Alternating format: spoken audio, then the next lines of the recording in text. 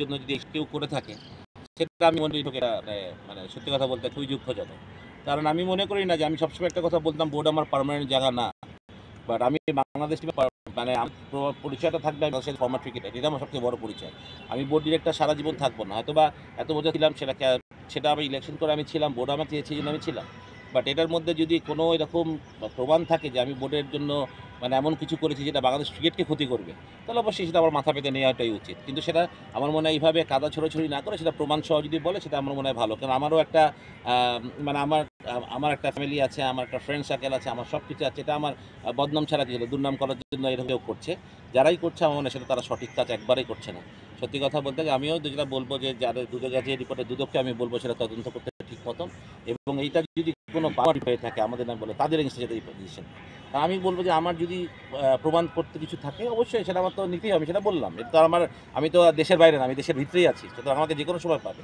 তো আমার কথা হচ্ছে যে কিন্তু জিনিসটা যদি সঠিক না হয় তাহলে সেক্ষেত্রে কী হবে? কারণ আমার নাম তো আজকে নষ্ট না, যে আমার নাম গেলে মানুষ আমাকে এখন এই কথাটা বলছে, অনেকে বলছে তোর নাম দুদকে গেল, অনেক কিছু হলো। সুতরাং যদি হয় সেটা যদি এটা ফলস একটা ইয়ে করে তাহলে সেক্ষেত্রে কী হবে? সেটাও আর প্রশ্ন সবার কাছে যে আমি যেটা বললাম যে এত বছর ক্রিকেট খেললাম, ক্রিকেটের সাথেই ছিলাম, কারণ আমি ক্রিকেটের মাঠের বাইরে একটা দিনও যাইনি আজ পর্যন্ত। সত্যি কথা, ক্রিকেটই আমার সব কিছু, আমার পেশা বলেন, আমার নেশা বলেন, যেটাই বলেন।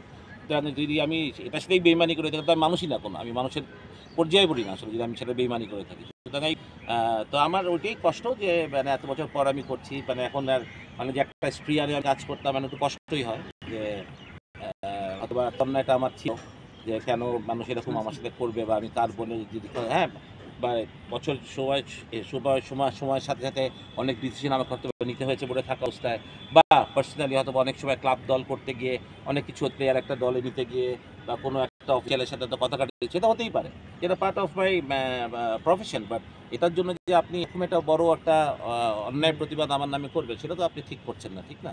পার্সোনালি আপনার সাথে আমার সম্পর্ক খারাপ থাকে, সেটার জন্য আপনি আমাকে এভাবে মানে অপদস্থ করবেন, সেটা আসলে মেনে নেওয়ার মতোই না। ঠিক আছে, আমি তো বললাম আমি চ্যালেঞ্জ, সুতরাং আমার কোনো অসুবিধা নাই। এনি টাইম দুদককে আস্ক মি দ্য কোয়েশ্চেন, তারা পেয়েছে যদি তারা সত্যতা পেয়ে থাকে সেটাও আমাকে বলবেন নিশ্চয়ই যদি এরকম হয়ে থাকে।